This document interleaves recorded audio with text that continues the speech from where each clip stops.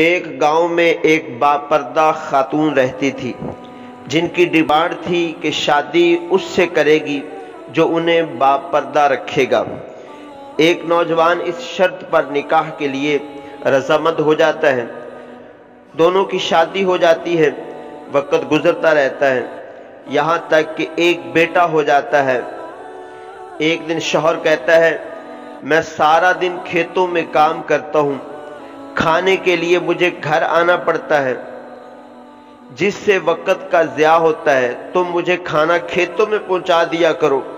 بیوی راضی ہو جاتی ہے۔ وقت گزرتے گزرتے ایک اور بیٹا پیدا ہو جاتا ہے، جس پر شوہر کہتا ہے کہ اب گزارا مشکل ہے، تمہیں میرے ساتھ کھیتوں میں ہاتھ بٹانا پڑے گا۔ یوں وہ باپردگی سے نیم پردے تک پہنچ جاتی ہے، اور تیسرے بیٹے کی پیدائش پر اس کا شوہر مکمل بے پردگی تک لے آتا ہے۔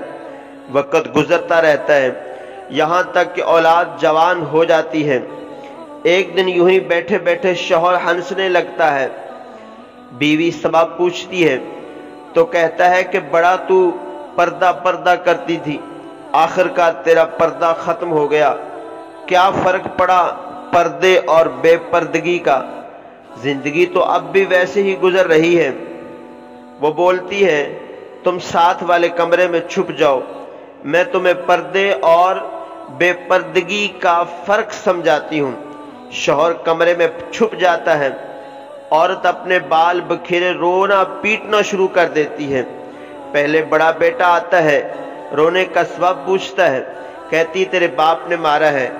بڑا بیٹا ماں کو سمجھاتا ہے کہ اگر مارا ہے تو کوئی بات نہیں، وہ آپ سے محبت بھی تو کرتے ہیں، آپ کا خیال رکھتے ہیں۔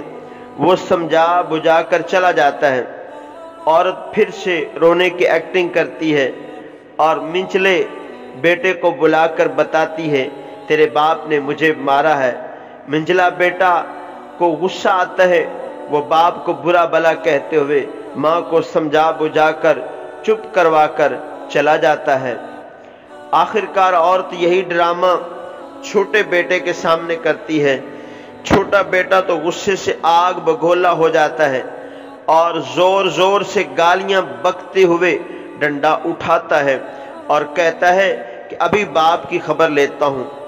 پھر عورت شوہر کو بلا کر بولتی ہے کہ پہلا میرے پردے کے وقت پیدا ہوا تو اس نے تیرا پردہ رکھا، دوسرا نیم پردے کے زمانے میں پیدا ہوا تو تیری آدھی لاج رکھ لی، جبکہ تیسرا جو مکمل بے پردگی کے زمانے میں ہوا تو وہ تو مکمل طور پر تیرا عزت کا پردہ اتارنے گیا تھا۔